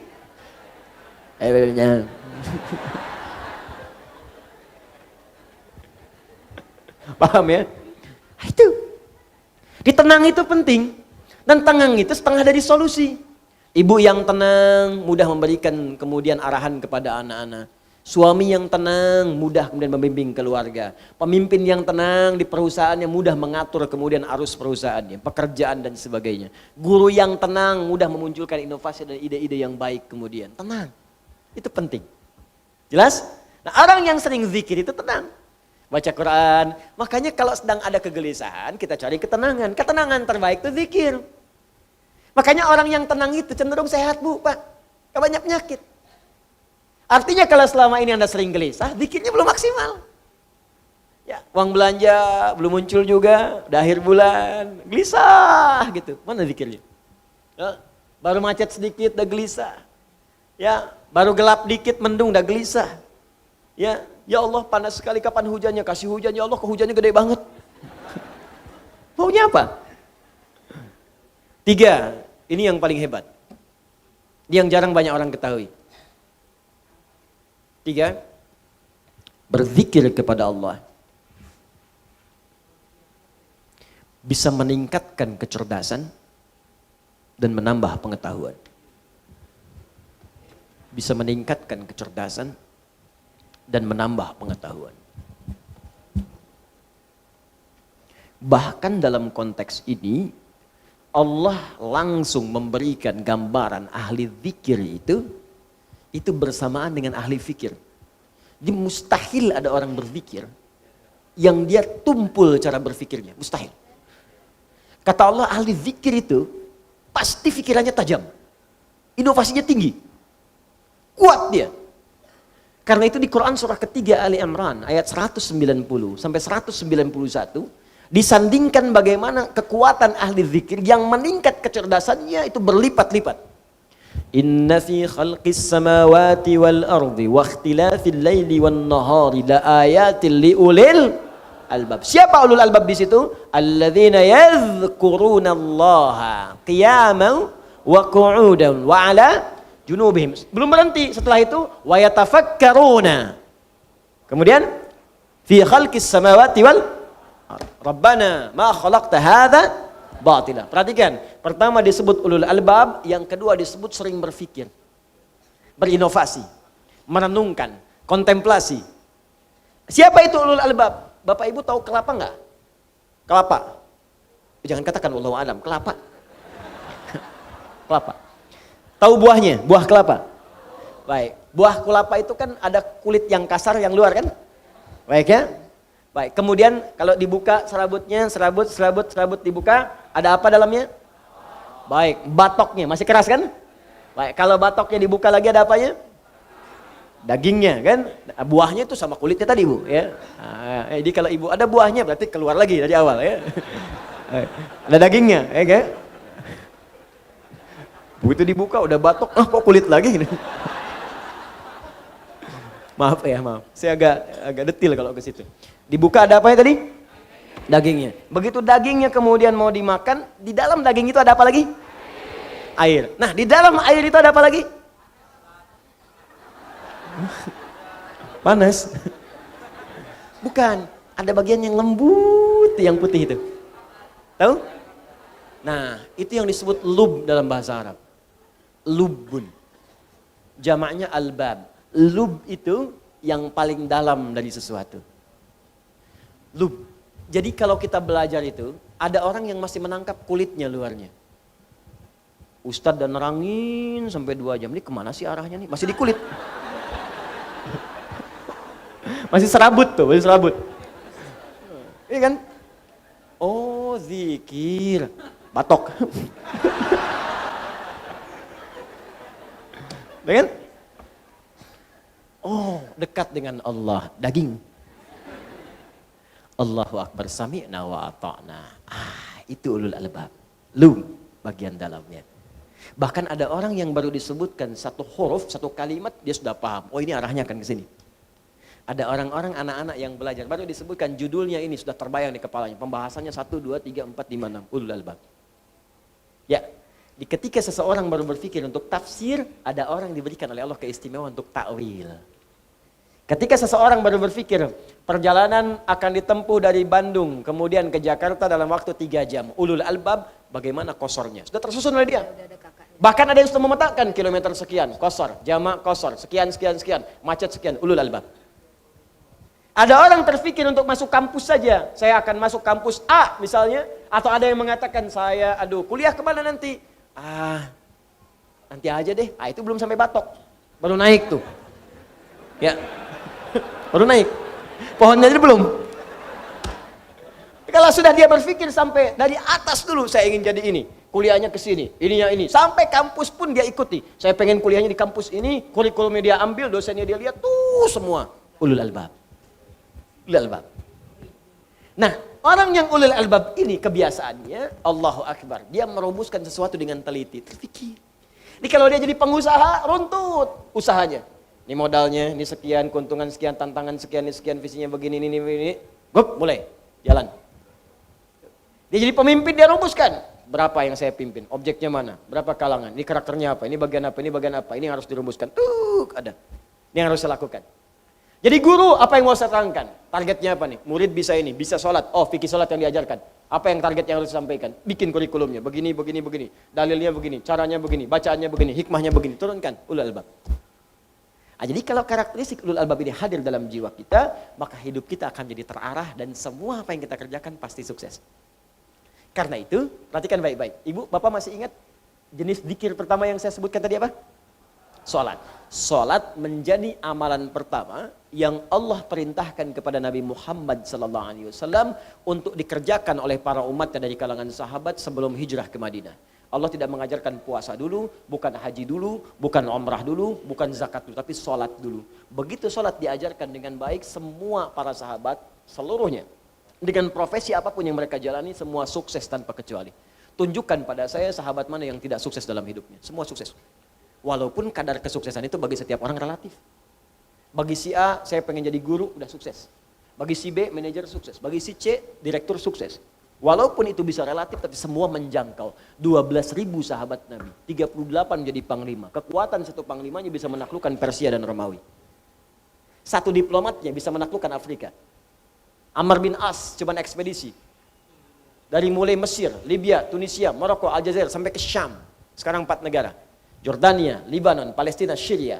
Itu semuanya muslim sampai sekarang. Cuman satu orang diikutin para sahabat dari belakang. Satu orang ikut ketika hijrah kemudian ke Ethiopia, ke Habasyah. Sekelompok sahabat Nabi dipimpin Ja'far ya, bin Abi Thalib. Kemudian sebagian ada yang ikut satu orang saat ekspedisi ke Cina. Ya, singgah kemudian di Baros, 414 km dari kota Medan. Singgah di situ. Singgah saja Islam senusantara. Kemudian jadi Indonesia, Malaysia, Brunei Darussalam, Filipina Selatan, Thailand Selatan, Rakhine, sukunya Rakhine, sampai sekarang. Bukan karena keislamannya, karena Allah jaga dengan nilai Islam itu. Yang paling penting itu kok bisa ada yang sukses, tenang hatinya. Lihat, berislam itu sukses. Berislam itu tenang. Islam itu solusi. Islam itu inovasi. Jadi kalau Anda sudah masuk Islam, belum sukses, belum tenang, belum bisa berinovasi, ada yang belum sempurna kita pelajari. Itu poinnya. Karena itu ketika seseorang dekat dengan Allah, maka ditambahkan pengetahuan. Tadi yang saya katakan, turun Quran surah kedua di akhir ayat 282, paling kiri sebelah bawah. Wattaqullah wa yu'allimukumullah. Semakin kau tingkatkan takwamu kepada Allah, semakin aku tambahkan pengetahuan kepadamu. Demi Allah saya katakan, perhatikan oleh Anda biografi orang-orang dulu di masa yang lalu. Orang-orang hebat. Yang penemu dari mulai matematikawan, fisikawan, kimia, ahli pakar di bidang macam-macam. Silahkan cek. Pendidikan pertama mereka sebelum belajar hanya memaksimalkan 2 hal. 1, menghafal Al-Quran. 2, memaksimalkan sholat. Ajarkan anak Anda sholat dengan baik, hafalkan Quran. Begitu mulai dikerjakan dekat dengan Allah, akan mudah membuka potensi ilmu manapun yang akan dipelajari. Jadi muslim itu jangan terbatas kemudian hafal Quran, tahu hadis, amalkan. Di Quran itu ada dorongan untuk menjadi ahli-ahli di bidang-bidang tertentu. Di hadis ada dorongan jadi ahli kimia, ahli fisika, ahli matematika, ada. Ayo berkembang. Dan saya merindukan ada dokter hafal Quran. Ya kan? Tentara hafal Quran, polisi hafal Quran. Ya insya Allah presiden hafal Quran, gubernur hafal Quran. Ya semua insya Allah. Diamalkan dalam kehidupan. Insya Allah, demi Allah, tidak ada orang Islam memegang posisi tertentu dalam hidup kecuali memberi maslahat, termasuk pada non-muslim yang hadir di sekitarnya. Jadi kalau ada orang Islam tidak memberi maslahat atau mengganggu bahkan kepentingan non-muslim, berarti ada yang kurang tepat dengan keislamannya. Kita jeda sebentar untuk memberikan kesempatan bagi saudari kita yang akan masuk Islam. Bismillahirrahmanirrahim. Mohon izin, Mbak Olivia mendengar suara saya? Terdengar? Bisa dijawab kalau terdengar? Ya. Oh baik ya. Baik. Namanya Olivia Catherine ya? Iya. Baik ya. Gak apa-apa, yang penting suara terdengar ya. Ya. Tak melihat gak ada masalah, yang penting hati tersambung. Alamat Pondok Pinang, betul ya? Iya betul Ustaz. Baik. Mohon izin, ini dari Kristen Protestan? Ya. Baik. Tanggal lahir Jakarta 19 Oktober 1988. Ayah masih ada? Ada. Ibu? Ada. Tahu mau masuk Islam? Ibu tahu, karena bapak saya sama ibu saya udah pisah. Oh, baik, baik. Kenapa mau masuk Islam? Karena saya melihat di agama saya yang lama itu kurang sreg gitu. Kalau di Al-Quran kayak saya lihat, saya dengarkan dari YouTube gitu, khotbah gitu, kalau bahasa dan tulisan itu nggak bakal bisa berubah gitu. Baik, baik. Yakin, Mbak? Ya? Yakin mau masuk Islam? Yakin. Baik. Mohon izin saya mengingatkan sebentar, termasuk bagi teman-teman hadirin semua, Mbak Olivia, ada 3 keterangan dalam Al-Quran bagi setiap orang yang ingin memutuskan masuk Islam, dan 3 hal ini mutlak kemudian harus diketahui, diyakini, baru kemudian diputuskan. Yang pertama, Al-Quran memberikan pesan tidak boleh seorang masuk Islam ada unsur paksaan sedikit pun. Terdapat di Quran surah kedua Al-Baqarah ayat 256.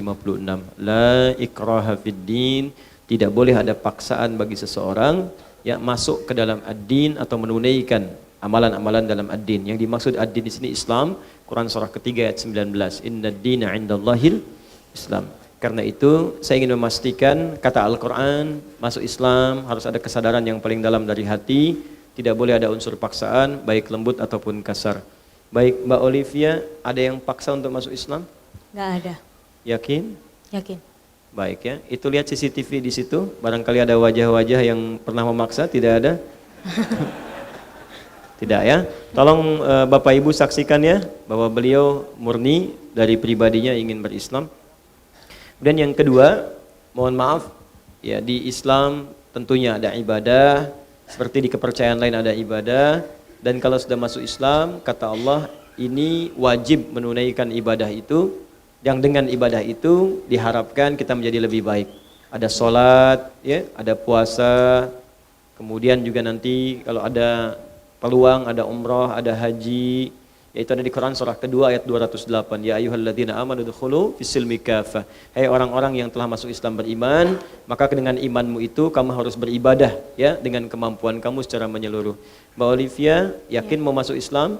Yakin. Siap nanti menunaikan sholat? Siap. Kalau bangun pagi jam berapa? Jam 3:30. Oh 3:30, Masya Allah, luar biasa ya. Itu udah siap, pertahankan ya Mbak ya. Ya nanti ada sholat subuh ya. Nah, tapi 4:30, kalau 3:30 belum subuh ya nanti. Insya Allah ya bisa tahajud. Baik.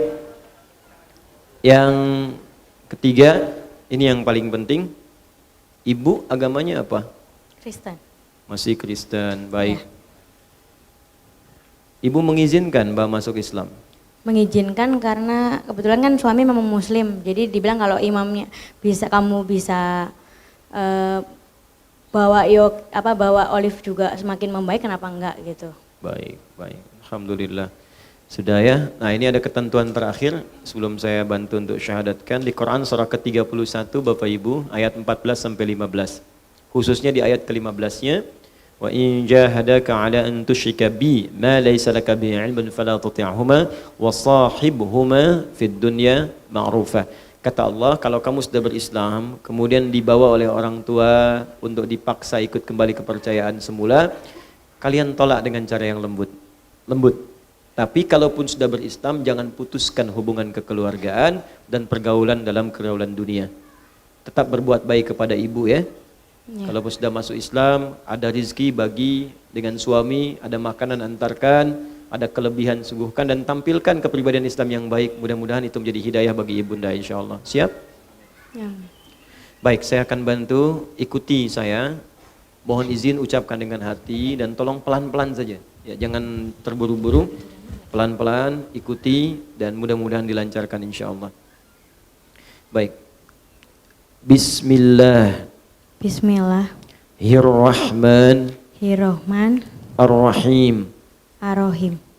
Ashhadu alla ilaha illallah wa ashhadu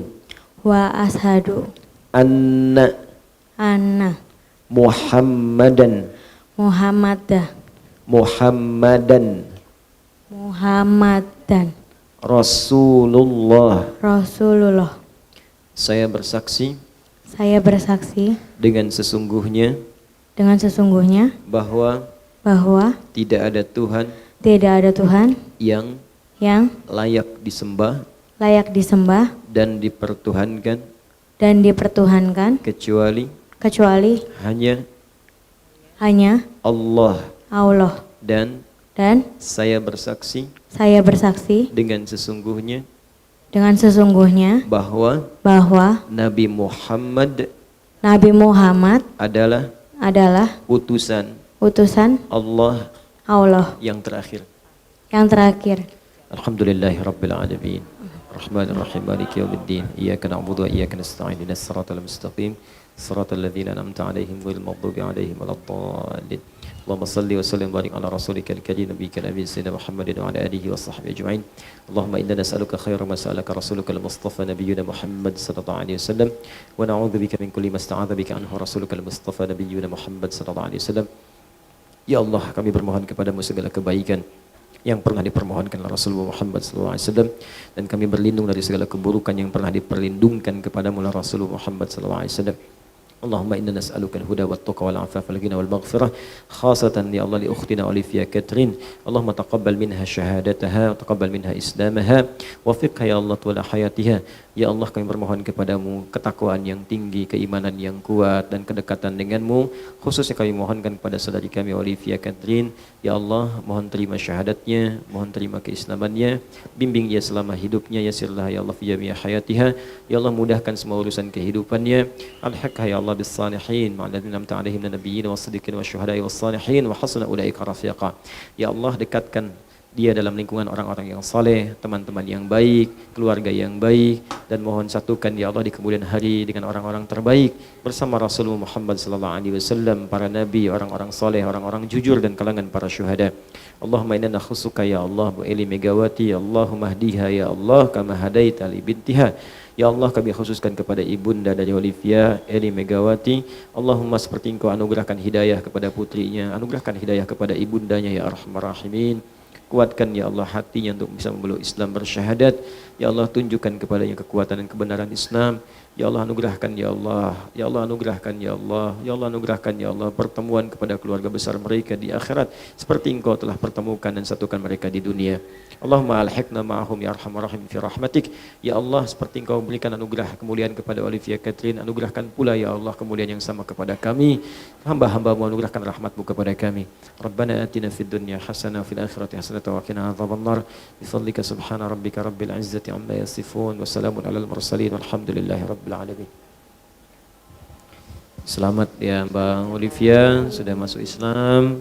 Semoga dimuliakan oleh Allah Subhanahu wa taala insyaallah. Mohon izin saya mengingatkan ke Mbak Olivia dengan mengucapkan syahadat ya sudah sah ya untuk masuk Islam. Kemudian tidak ada hal-hal yang lain. Masuk Islam tidak bayar, ya masuk Islam juga tidak ada yang rumit. Cuma nanti secara administratif pihak masjid akan membantu untuk memberikan surat keterangan yang mungkin nanti bisa digunakan untuk keterangan identitas atau yang lainnya. Terima kasih Mbak Olivia, selamat, mudah-mudahan bisa mendapatkan hal yang baik ya, dan tolong konsisten dalam keislaman dan gak boleh keluar ya. Kalau sudah masuk, pintu satu-satunya yang hanya boleh masuk dan gak bisa keluar cuma Islam. Yang lain silakan, masjid masuk keluar lagi. Ya Anda bertamu ke rumah orang, bertamu masuk keluar lagi. Jadi jangan di situ terus gak pulang-pulang gitu kan. Tapi kalau Islam tidak masuk, tidak boleh keluar lagi. Pintu Islam itu begitu, hanya didesain untuk masuk, gak bisa keluar. Makanya kalau ada orang yang mendobrak paksa kemudian keluar, maka dia kemudian coba untuk ditarik kembali. Kenapa? Karena khawatir keluar dari nilai-nilai kebaikan yang telah ia dapatkan. Bapak Ibu misalnya begini, maaf sekali, saya kasih ilustrasi begini. Anda punya anak, Bapak Ibu sedang tidur, tiba-tiba kebakaran misalnya. Ya, terus apinya semakin besar. Anak itu santai aja, entah mimpi apa gitu. Ya, kebakaran masih tidur aja. Nah, bangun, nggak bangun juga. Tidak ada pilihan lain kecuali menarik dia untuk keluar. Saya mau tanya, Bapak Ibu tarik nggak anak itu? Diseret keluar. Kenapa? Takut terbakar. Nah, maka saya katakan kepada Anda, neraka itu lebih kuat. Neraka itu lebih dahsyat. Ya, dan keburukan ancaman itu lebih kuat. Karena itu, ketika seseorang akan menjauh dari pintu keislaman, kita tarik dia supaya tidak terjerembab. Paham sampai situ? Baik. Dan diantara cara untuk menguatkan keislaman adalah mempelajari hukum-hukumnya. Orang yang dekat dengan Allah, zikirnya kuat kepada Allah, maka yang pertama akan ada ketenangan dalam jiwanya. Yang kedua, semakin kenal dan dekat dengan Allah. Yang ketiga, semakin meningkat kemudian keilmuan dan kecerdasannya. Nah, karena itulah kemudian ketika Anda ingin meraih semua itu, maka ditutup oleh Allah dengan kalimat la'allakum, harfut taraji. Saya pernah sampaikan pertemuan lalu, huruf la'alla, la'allaka, la'allakum, ketika disebutkan khususnya dalam Al-Quran, maka disebut dengan huruf at-taraji. Artinya, huruf yang menunjukkan harapan yang ingin diraih, tapi mustahil bisa didapatkan kecuali dengan kesungguhan untuk meraihnya. Tidak semua orang-orang yang menghendaki dekat dengan Allah bisa dekat, kecuali yang sungguh-sungguh. Tidak semua orang yang ingin pintar, ingin tenang, bisa tenang dan pintar, kecuali dengan sungguh-sungguh. Karena itu kata Allah, sebelum saya tutup ayat yang pertama ini, kata Allah, saya turunkan satu surah, yang dengan satu surah itu, saya terangkan dengan sejelas-jelasnya. Tidak ada celah untuk diragukan. Tidak ada yang samar di dalamnya. Saya wajibkan kalian untuk mengerjakannya. Kalau kalian benar sungguh-sungguh mengerjakannya, la'allakum, maka kalian akan dekat dengan saya, kata Allah. Kalau sudah dekat dengan saya, maka saya berikan anugerah. Pertama, saya berikan ketenangan dalam jiwa. Saya bimbing untuk sukses. Saya bahagiakan dan saya tingkatkan kecerdasannya untuk peka menyikapi kehidupan. Anda bertanya, bagaimana caranya ya Allah? Maka diturunkanlah secara detil di ayat kedua sampai ayat-ayat berikutnya. Saya bacakan dulu ayatnya, kemudian nanti kita akan lihat bagaimana cara mengkajinya.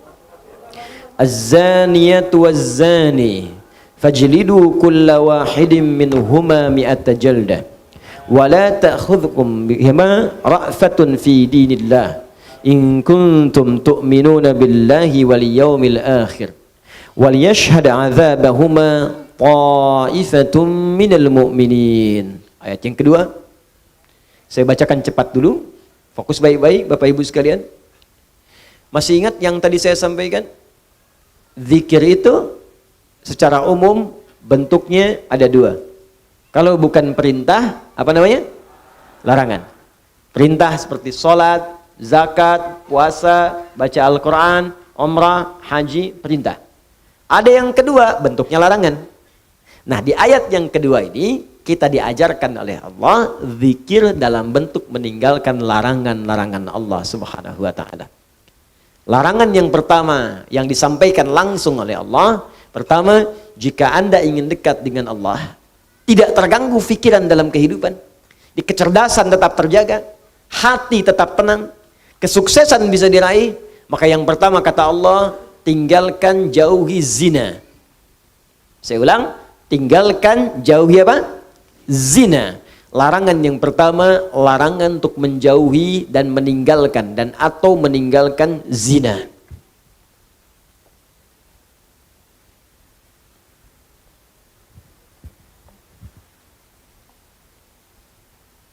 Awas, hati-hati. Saya ingin tunjukkan kepada Anda cara berpikirnya supaya kita bisa melihat turunannya dengan baik.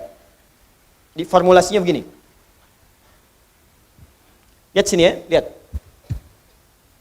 Ini zikir. Tadi turunannya kata Al-Quran, orang berzikir, hatinya akan selalu tenang, cenderung tenang. Kecenderungan sukses tinggi. Bahagia. Sudah? Meningkat kecerdasan. Cenderung pintar. Bertambah pengetahuan. Bentuknya dua. Bisa mengerjakan perintah, bisa meninggalkan larangan. Ini tinggalkan, ini kerjakan. Do it, live it. If'al, la taf'al. Kerjakan, tinggalkan. Ini saya turunkan tadi ada salat, ya kan? Ada interaksi dengan Al-Quran, ada puasa, dan seterusnya. Orang yang salat, maka dirinya cenderung tenang. Orang yang salat cenderung sukses dalam hidupnya, bahagia. Makanya panggilan salat, panggilan kebahagiaan. Hayya 'alas shalah. Kenapa salat ya Allah? Hayya 'alal falah. Bahagia yuk. Sukses. Kan? Cenderung kemudian pintar. Makanya banyak orang di masa lalu itu, ya ketika dia akan mengerjakan soal-soal salat, Pak, Bu. Imam Al-Bukhari itu menuliskan Sahih Al-Bukhari selama 16 tahun. 97 pembahasan. Setiap pembahasan itu berapa banyak hadis? Kitabul Iman 57 hadis, ada Kitabul Ilmi sampai Kitabul Tijarah, Kitabul Mali, terus sampai Kitabul Jihad. Banyak sekali. Ya, itu setiap menuliskan satu hadis salat 2 rakaat. Dituliskan pertama di Masjid Al-Haram, disempurnakan di Masjid Nabawi, 16 tahun. Semua ulama-ulama kita itu mustahil mereka bisa menulis kitab, merumuskan sesuatu, inovasi, penemuan baru, kecuali pasti rahasianya ini. Salat Al-Quran, salat Al-Quran. Ada orang mengkaji Al-Quran, tiba-tiba menemukan penemuan. Ya, Ibnu Firnas baca surah Al-Mulk ayat 19. Ya, ketika membaca ayat itu, Allah awalam yarau ila tayri fawqahum saffatin wa yaqbidna ma yumsikuhunna illa rahman. Apa engkau tidak analisis, perhatikan bagaimana burung bisa terbang di udara dengan dia mengepak ngatupkan sayapnya, dijaga oleh Allah. Kalau enggak dijaga enggak bisa terbang. Maka dilihat Allah berkehendak bisa terbang karena apa? Kepak katup sayap, dilihat, dianalisis, bikin modifikasi sayap burung, terbang naik ke atas bukit sampai bisa terbang 20 meter. Ngelihat ke bawah, jatuh, meninggal. Nah, betul, ketika meninggal dan meninggalkan karya yang kelak itu jadi prototipe pesawat terbang di kemudian hari. Ya, ada lagi Jabir bin Hayyan baca Al-Hadid, Quran surah 57 ayat 25 sampai 26. Wa anzalnal hadid, kami turunkan besi dari langit. Besi bisa turun dari langit. Dilihat apa itu besi. Dicari besi. Sekarang terbukti meteor ada yang bahannya dari besi. Ya, turun dari langit. Waktu itu bingung, apa ini besi? Apa sih besi itu menarik? Dibawa ke labnya besi. Dianalisis, dikeluarkan sampai ke atom terkecilnya. Dianalisis sampai sumber-sumbernya. Sampai sekarang nomor atom besi itu terambil dari Al-Quran. Nomor atom besi Fe verum, F besar E kecil. Nomor atomnya 26. Ya, setiap atom itu punya isotop untuk menjaga stabilitas atom. Saya dulu belajar kimia. Ya. Nomor 55, 56, 57, 58. Ada 4 isotopnya. Yang paling stabil isotop nomor 57. Surah 57 ayat 25 sampai 26. Itu ada sejarahnya. Bukan John Dalton yang pertama kali menemukan atom. Jabir bin Hayyan. Ya, saya baca, kalau lagi kosong-kosong saya pergi ke toko buku. Saya beli tuh buku kimia, buku fisika, matematika, latihan, lihat-lihat. Nggak tahu nanya. Buka YouTube, lihat, belajar. Saya baca, Pak. Ada anak mahasiswa datang, kamu dari mana? Kedokteran, Ustaz. Mau belajar apa? Ini, kamu bawa modul kamu kedokteran semua ke sini, terangkan pada saya baru ajarkan pada kamu pengetahuan yang kamu inginkan. Jadi saya senang belajar. Baca. Dan ketika kita pelajari, ternyata semua relasinya dengan Islam itu tinggi. Ya, saya sering bahas, fisika juga banyak kaitannya. Fisika itu paling banyak. Karena fisika itu kaitan dengan metafisik. Metafisik paling tinggi itu ya belajar agama. Agama itu ya Islam. Makanya ketika orang belajar fisikanya benar, itu pendekatan ke Allahnya tinggi. Ya, dari bab pertama aja, bab gaya kan di fisika pertama kan. F1 sama dengan F2, gaya gerak sama dengan gaya dorong. Apa yang masuk itu yang keluar. Yang masuknya kecil, mukul kecil, maka bunyinya kecil. Mukul besar, bunyinya besar. Imannya sedikit, amalnya sedikit. Imannya kuat, amalnya makin kuat. Ya. Hukum gayanya, gaya berbanding lurus dengan tekanan, F berbanding lurus dengan P. Ketika orang ingin bergaya menunaikan ibadah, tidak akan luput dari tekanan. Ada hambatan. Apa di antara hambatannya? Banyak. Ada hambatan pribadi, hambatan di tengah, mau berangkat ke masjid tiba-tiba hujan. Bagaimana mengatasinya? Rumusnya turunkan. Mau ke masjid hukum jamak qashar, S sama dengan V dikali T. Jarak, ya, kecepatan dikalikan dengan waktu. Ya, mencari kecepatan S sama dengan S dibagi T, V sama dengan S dibagi T. Jadi ketika kita mau ngukur ke Bandung, kecepatannya berapa supaya nggak dikosor? Nyampe. Makanya kalau mau ke Semarang pakai pesawat karena kecepatannya tinggi, waktunya semakin cepat. Ya, berangkat kemudian jam 11, nyampe jam 12, zuhur aja belum.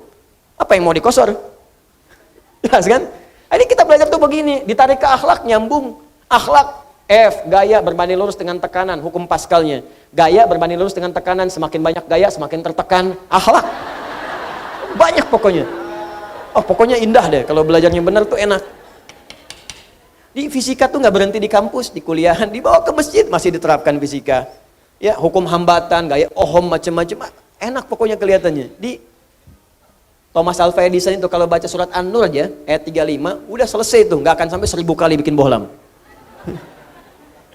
Oleh Al-Misbahu fi Zujajah. Ya, kalau mau terang itu mesti ada zujajah, ada kaca. Nggak bisa begitu aja, bisa meletus, bisa hancur terus-terusan. Itu kan dia yang ke-1000 itu bikin kaca pelapis jadi bohlam. Baca satu ayat selesai. Itu. Kenapa jadi ke sini? Ini perintah. Ada yang kedua, sifatnya berbentuk larangan.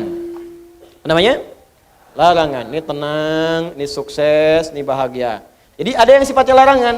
Pertama kata Allah, tinggalkan zina. Di surah Cahaya. Fokus. Cara berpikirnya begini. Perhatikan cara berpikirnya. Ini kebanyakan orang cuma baca. Tapi formulasinya nggak dipahami.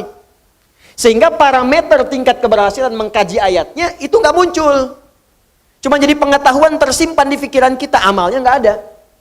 Di bacaan Nur, zina masih terus saja dikerjakan. Zina mata, zina telinga, zina lisan. Ya, bacaan Nur, ada yang korupsi, ada yang mencuri, ya, ada yang menipu, ada yang nyogok. Padahal ayatnya jelas. Maka dari itu, lihat perbandingan terbaliknya. Orang mengerjakan perintah akan meraih ini. Orang meninggalkan larangan, maka ini akan cenderung terjaga. Hatinya tenang, kesuksesan mudah didapat, kebahagiaan mudah diraih. Ketika yang dilarang dikerjakan, maka akan berdampak kepada jaminan yang tadi disebutkan. Zina, ketika zina dikerjakan, maka cenderung membuat hati tidak tenang. Makanya orang yang berzina nggak pernah tenang. Makanya zina dalam bahasa Arab, secara bahasa az-zina, zina fil lughati asy-syu'uru bid-dhiq. Makna zina secara bahasa yang pertama adalah perasaan yang sempit dalam jiwa. Zina itu bisa ditulis dengan dua cara. Begini, zai, kemudian nun, alifnya ke atas. Ini bahasa orang Najdin, zina. Ada bahasa orang Hijaz, zai, kemudian nun, alifnya ke bawah begini, zina. Ya. Bisa ditulis dengan dua cara. Ini alif yang tadi saya sebutkan, alif. Bisa begini, tegak, bisa begini, ke bawah. Az-zina fil lughati lahu ma'anin katsirah wa minha asy-syu'ur bid-dhiq. Zina secara bahasa memiliki banyak arti. Di antara makna yang paling populer, yang pertama adalah perasaan yang sempit di dalam hati. Makanya orang yang berusaha untuk berzina, awas hati-hati, melanggar ketentuan Allah, kata Allah tinggalkan dia kerjakan. Itu pertama akan menyebabkan hatinya terasa sempit. Sering gelisah. Makanya jangankan mengerjakan yang secara istilah, benar-benar dikerjakan hubungan seksual. Baru mau muqaddimah saja, mata mau melihat gambar-gambar yang kotor, itu karena hatinya sempit, gelisah, gak mau ketahuan orang. Ya, sembunyi-sembunyi bawah meja, ya, masuk ke kamar sendirian, gak mau orang lihat. Kenapa? Karena sempit. Tuh, ketenangannya hilang. Orang tenang itu kan cenderung gelisah. Orang yang tidak tenang cenderung gelisah. Ya kalau orang tenang tuh biasa aja. Lagi baca handphone, mau lihat, gak apa-apa, silahkan. Ya, berkata-kata, dengar, gak ada masalah. Tapi ketika ada orang berbuat hal yang dilarang tadi, berkata-kata gak mau kedengaran orang. Makanya transaksinya tertutup. Pakai kode-kode. Ya, di mana roti bisa ditemukan? Roti. Hah? Kijang satu. Kijang. Hewan yang disalahkan.